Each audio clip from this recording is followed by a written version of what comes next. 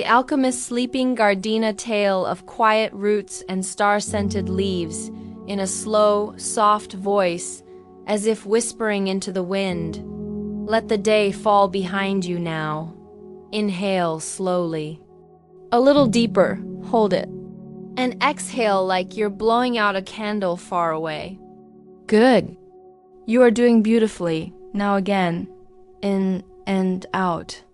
Feel the gentle pull of gravity drawing you down, down, safely into the earth. Tonight, we walk through a place wrapped in hush. Behind tall stone walls, where ivy curls like sleeping. Serpents, a monastery garden hidden from the world. And deep within it, a gentle figure moves among the leaves. Our story tonight begins there, where time lingers in the scent of lavender, and dreams bloom in the soft soil beneath moonlight. Chapter 1. The garden beneath the bell tower tucked away behind an ancient monastery. Cradled in the curve of an old stone wall, there lived an alchemist named Isidore. Not a sorcerer with smoke and fire, nor a merchant of potions and greed. Isidore was a quiet kind of alchemist, one who believed the truest transformation happened in the body and soul. Not in gold. His garden was his laboratory. His bell jar was the night sky. And his most faithful assistants? The plants that swayed when the wind carried starlight, each evening after the monks had finished their chants. When candles flickered behind stained glass, Isidore would slip into the garden barefoot. He walked. Not with haste, but with reverence, for each step awakened tiny sighs from the herbs brushing his ankles. Rustle, rustle, hush, can you hear the leaves? He moved among beds of soft chamomile, their daisy faces tucked in for the night. Lavender, tall and purple-blue, leaned toward him like sleepy friends. There was valerian root nestled near the wall, and sprigs of lemon balm shaped like hearts, their scent floating gently with every step. Isidore didn't speak aloud, he breathed instead. In and out. He believed his breath was a lullaby the plants understood. And maybe it was, because they always seemed to bloom better under his care. Chapter 2. The Moon and the Mortar. The center of the garden sat a marble bench, worn smooth by decades of night prayers. Isidore would settle there, cloak wrapped loosely around his shoulders, and begin his nightly work, not grinding metals, not muttering incantations. He would mix teas, stir salves, and whisper thank yous to each petal and pod. The moon was full tonight. Its light bathed the thyme in silver and made the dew on clover shimmer like stardust. Isidore crushed a few dried rose hips in his mortar, not for love spells, but for a tonic to ease the coughing monk down the corridor. He added fennel seed and a touch of honeycomb, turning the mixture slowly, like a lullaby in motion. Each stroke of his pestle echoed with memory of monastic gardens across the centuries, where monks once mapped constellations and cultivated calm with every leaf dot in the Middle Ages. You see, gardens weren't just for beauty or food. They were sanctuaries of scent and silence, designed to heal not just the body but the restless mind. Lavender for fear, chamomile for dreaming, clove for sacred clarity. Isidore knew this ancient wisdom well. And in his garden, it lived and breathed with every passing night. Chapter 3. The visitor in the vines one evening as the wind turned soft and the bells stopped ringing. Isidore noticed something unusual, a rustle, not from wind, but from breath. He turned quietly and found a small figure no taller than his chest hiding behind a patch of sage. A girl, wrapped in a patchwork shawl, eyes wide, feet bare, face pale as moon milk. She didn't run. She didn't speak. Isidore simply knelt, placed a warm cup of rose lavender tea on the stone step nearby, and returned to his work. He said nothing, and neither did she. But over the nights that followed, Nishay came back, always when the bells ceased, Always when the sky was ink blue and the garden was exhaling its perfume dot, and slowly, with time, the girl spoke. "My dreams," she whispered once. "They scream." Isidore nodded softly dot and guided her hand to the lemon balm. "Crush this," he murmured, "and breathe in." She did dot, and her shoulders dropped by a hair's width. Another night, he gave her poppy petals soaked in warm milk. Another, a small stitched pouch filled with clove, to tuck beneath her pillow. He did not ask her name. He only listened to the leaves. Chapter 4. Bottles of quietin, a tiny cellar beneath the garden gate. Isidore kept his shelves of glass. Bottles shaped like teardrops. Flasks curled like question marks. And one single vial shaped like a crescent moon. He believed peace could be preserved, not in chains or rituals, but in scent. He had bottled stillness from the breath of rosemary in spring. He had captured calm from chamomile just before harvest. Even silence, from the moment after snowfall dot when the girl visited now. She would help him label them in his looping script. Night's edge, for the moment before rest. Velvet thought, to quiet the over-talking mind. Featherfall, for dreams that need gentler landings. She liked that last one best, and though she still flinched at sudden bells, Nache no longer trembled beneath her shawl. Chapter 5. Beneath the blooming walls over time, the vines on the garden's stone walls had begun to bloom with new color. Not just green, but soft gold, pale violet, sleepy blue. The monks took notice. They too began to sit in the garden after prayers. One brought a flute. Another read poetry aloud in the hush between dusk and dream. The garden no longer belonged to Isidore alone.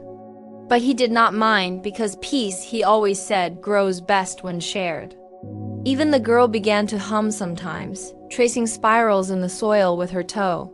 Nas lavender brushed her knees, and in time, Nache brought others. Other children pale with too many thoughts, and always, always the garden made space, as the narrator slows to a whisper again. Now, dear listener, close your eyes. Let the scent of lavender drift toward you. Let the rustle of rosemary reach your ears.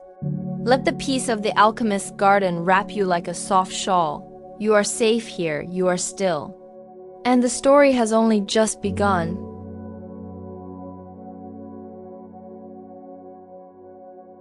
Of course, dear dreamer. Let us wander further now back into soft earth, moonlit leaves, and the hush of breath between petals. Let every word cradle you deeper into rest. Begin with breath and softness once more. Take a breath with me, slowly now, in through your nose. Hold. And out like falling into feathers. You are here. The garden is waiting. The night leans in gently, and Isidore's footsteps are just beginning to echo again across the stone path. Chapter 6. The laurel archway. There was a small archway on the eastern wall of the monastery garden, woven not of stone, but of laurel tender and evergreen. Isidore had grown it by hand, guided the vines gently. Day after day, year after year, it arched like a doorway to nowhere. No one walked through it. There was nothing beyond but more stone, but Isidore knew every garden needs a threshold between the seen and unseen, between the waking and the dreaming. And so he tended it with love. He tied silk threads between the leaves, one blue, one silver, one golden. He whispered a story into each string, so that when the wind passed through, it carried tales that rustled instead of roared. When the girl whose name was now whispered only by rosemary stepped beneath the arch, she would feel her breath grow still. As if the laurel knew what she needed before she did. Chapter 7. Tea for the abbot's sleepless hours in the upper rooms of the monastery. The abbot, wise and worn with years, struggled to sleep. Too many thoughts, he'd told Isidore. Too many duties.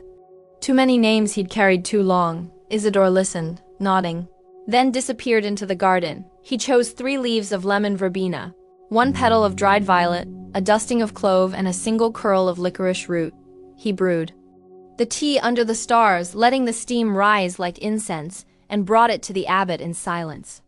That night, the abbot dreamed not of ledgers, nor relics, nor duties. He dreamed of bees in blossom, of wind through olive groves, and of laughter he had not heard since childhood. The next evening he asked for no counsel, only tea.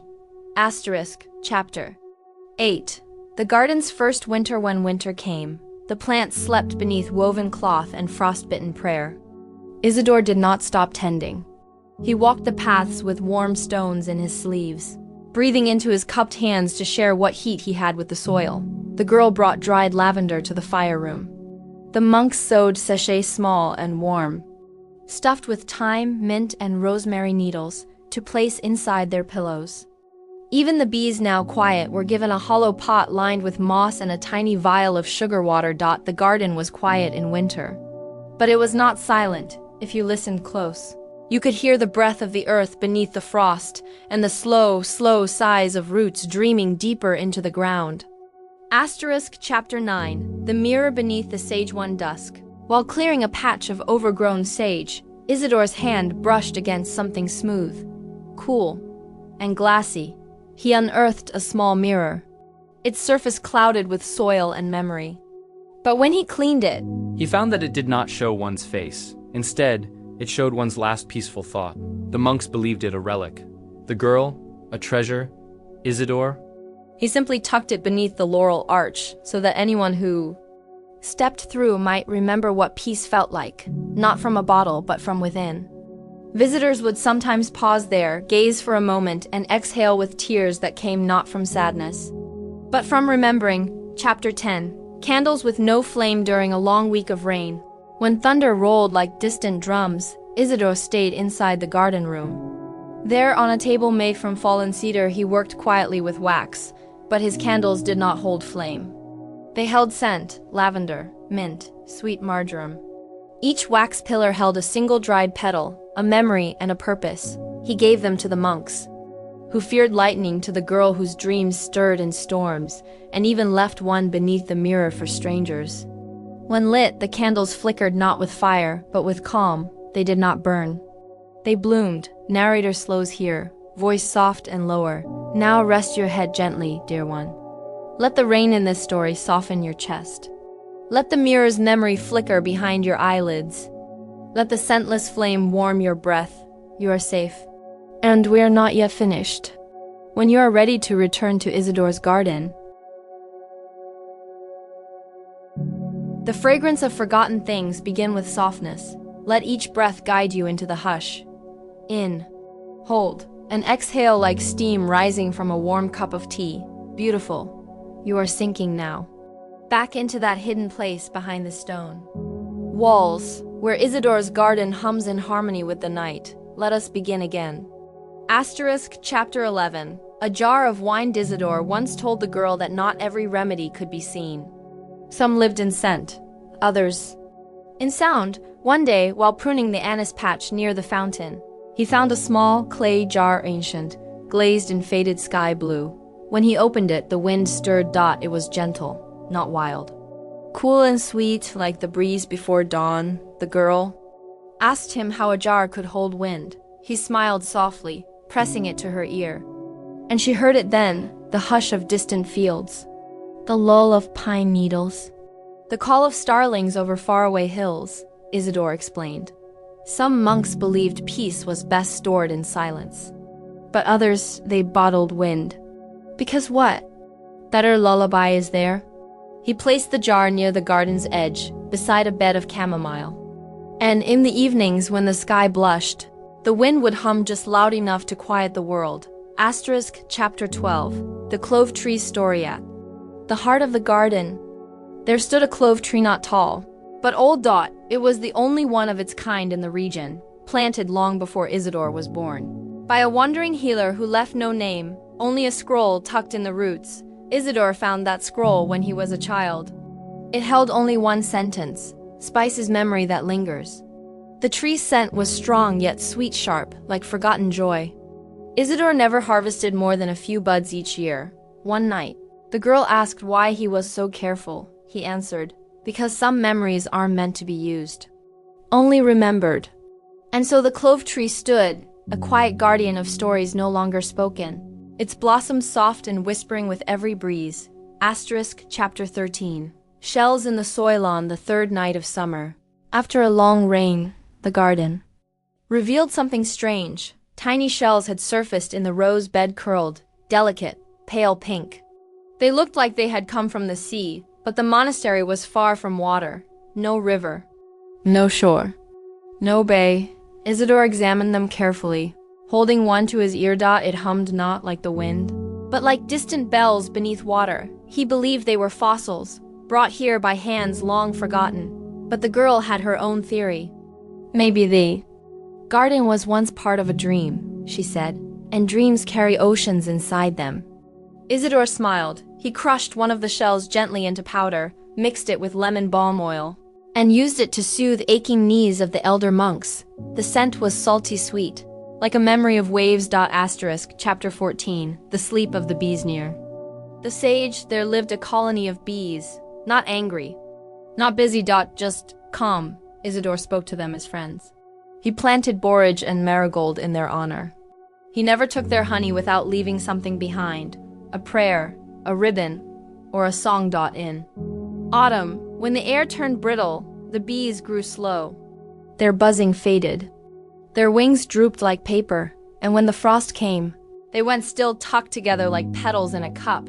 The girl asked if they were dead. Isidore shook his head gently. Not dead, just dreaming. He lit rosemary nearby to keep them warm, and whispered stories of warmer places, of honeyed air and fields filled with endless bloom. And in spring, they returned, buzzing again, alive again, dreaming still. Chapter 15. Sleep. One monk, Brother Tolan, had a sorrow too large for sleep. His eyes were dark with ache, his hands trembled even while at prayer. He told Isidore that every night he remembered the war. Not just the sounds, but the silence that followed. Isidore didn't speak. He simply brewed. He took dried hawthorn berries, wild poppy, molasses from old oak bark, and honey from the sleepy bees. He let the mixture simmer beneath moonlight, stirred only with a lavender twig, and bottled it in a clay flask with Brother Tolan's name etched gently into the side. He called it sleep syrup, not because it forced rest, but because it invited it. That night, Brother Tolan slept. And in the morning he wept, not from pain, but from rest. Narrator slows, voice a breathy hush. Now, dear listener, you've walked past the clove tree, heard the bees resting beneath earth, touched a jar that sings with wind. And still the garden holds more. Let your breath soften. Let your thoughts slow. The scent of chamomile is rising now. Sleep gently in its quiet shadow. Of course, dear dreamer. The garden is waiting once more. Its paths are still warm from moonlight. Its leaves still whisper stories in the hush of midnight air. Sink deeper now into scent, into stillness, into sleep. Roots that remember. Leaves that dream, breathe with me, gently now. In, hold, and out like mist settling on cool stone. You are wrapped in warmth. You are surrounded by calm, and our story continues beneath the sleeping herbs, where quiet things still grow. Chapter 16. The basil that waited in a shaded corner near the fountain. Isidore kept a basil plant older than most of the monks. It didn't grow tall. It didn't flower. It simply waited. Each year, he trimmed it with gold-tipped scissors, then returned the clippings to the soil. No tea was made. No tincture stirred. One day, the girl asked why he tended it with such care. He answered, "This basil was planted by the monk who taught me peace. It holds his silence, his stillness, his breath." She knelt beside it, and for the first time she noticed the basil's scent wasn't sharp or sweet. It smelled like rain before it falls, like memory before it's spoken. Chapter 17. Constellations of marigold. Isidore once spent an entire summer planting marigolds in star shapes. They curled along the edge of the pathway, winding like constellations fallen from the sky. He called it the Earth-Sky Garden. The monks believed that certain stars could guide souls to rest. And so Isidore planted them into soil. Orion, Cassiopeia, the little fox. At night, with the moon low and the bells quiet, he would walk the path barefoot. Each marigold glowing golden in the torcht. The girl followed once. Bare feet cool on dew-kissed stone, and whispered, "Are we walking through the heavens?" Isidore smiled. "No, child. The heavens are walking through us." Chapter 18. The herb that forgot its name by the southern gate. A strange herb grew in a crooked pot. It had no label, no record. Not even Isidore knew where it came from. Its leaves were dark as dusk, its scent ever-changing. Some nights it smelled like rosemary. Others like baked bread or candle wax. But always, it made the heart still. Not sleepy, not heavy, just still. Isidore called it quieting green. The girl called it forget leaf. Neither name stuck. And perhaps that was best, because some peace comes not from remembering, but from letting go. Chapter 19. The breath of stone. The monastery was built of pale gray stone, carved by hand centuries ago. One evening, while tracing ivy along the chapel wall, Isidore paused and pressed his ear to the rock. He heard it, a soft, rhythmic thrum, not a sound, not a voice, just breath. Slow, deep, patient. He brought the girl to listen. She placed her ear gently on the same spot. Her eyes widened. "It's alive," she whispered. He nodded. "All things that hold time hold breath too." From that day on, they called the monastery the breathing place. And sometimes, when the bells were silent, they would sit beside the wall and match their breath too. Its invisible rhythm. In, hold, and out. Chapter 20. The lantern that burned with snow. One particularly long winter, when candles sputtered and oil was scarce, Isidore fashioned a lantern from pressed herbs, beeswax, and quartz crystal. He lit it with a single strand of clove and a breath held in prayer. To everyone's surprise, the lantern glowed not with flame but with frost blue light, cold to the touch, but warm in feeling. He placed it in the garden's center, and it burned for 13 nights. Straight, never flickering, never fading. The girl called it the snow fire. And it became a symbol of balance, warmth in cold, light in darkness, stillness in storms. The monks sang beside it. The bees hibernated nearby. Even the basil bowed toward its soft, glowing hush, whisper now, barely a murmur. The lantern glows still, somewhere behind your eyes. You can feel its chill, warm peace. You can smell the marigolds of stars. You can hear the basil's breath. Sleep now, soft and safe. You are nearly to the heart of the garden. Of course, dear dreamer, we've wandered so gently, step by step, scent by scent, breath by breath. Now we arrive at the garden's heart where everything rests, and everything waits to dream with you. Let your thoughts float, like mist between moonlit branches. Let your body settle, soft as moss beneath old trees.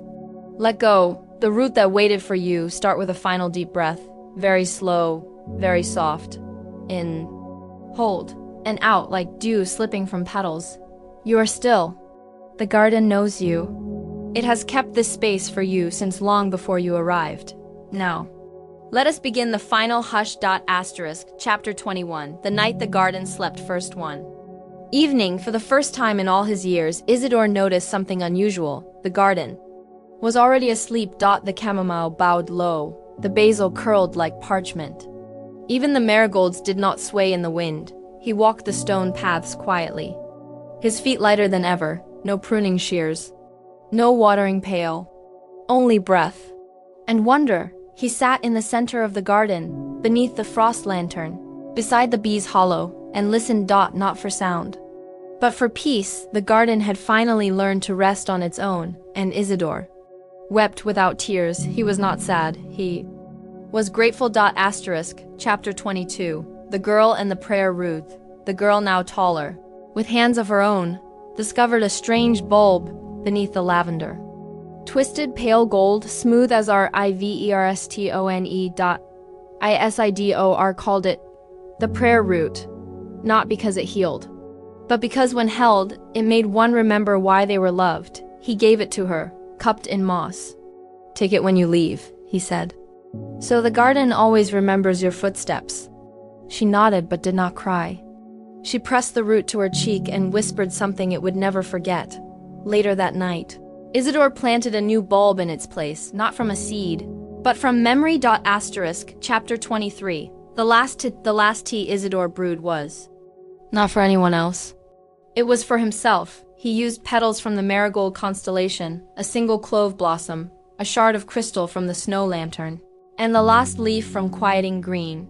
He sat on the bench beneath the laurel arch. The wind did not rustle. The bees were quiet. Even the monastery bells paused.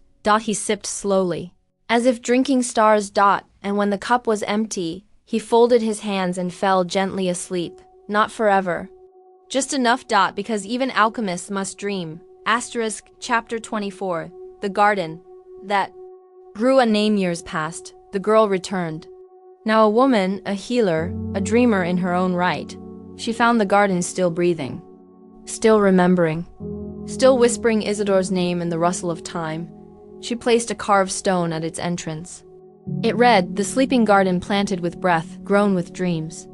Come only if you need peace." And many came, tired travelers, lost monks, children who cried without knowing why. The garden welcomed them all. It always had. Chapter 25. The alchemist's final gift. One morning, under spring's first sun, the woman found a blossom she did not plant. It was small, white, fragrant, like nothing she'd ever smelled. Attached to it was a note, not written in ink, but stitched in thread along a soft square of silk. It said, "You were always the last ingredient. The garden was waiting for you." Isidore, and as she pressed the flower to her lips, she felt the entire garden breathe with her slow, deep, forever, final whisper. And now, beloved dreamer, you lie in your own garden. Its roots remember you. Its leaves hum with your sighs. Its scents wrap around your thoughts like quiet ribbon. You are safe. You are still. You are dreamed. Let go of today. Let the chamomile hold your hand. Let the lantern glow just faintly behind your eyelids. Let the basil carry your stillness. Let the bees hum you one final lullaby. This is your sleeping garden now. You belong here. Sleep, sweet alchemist.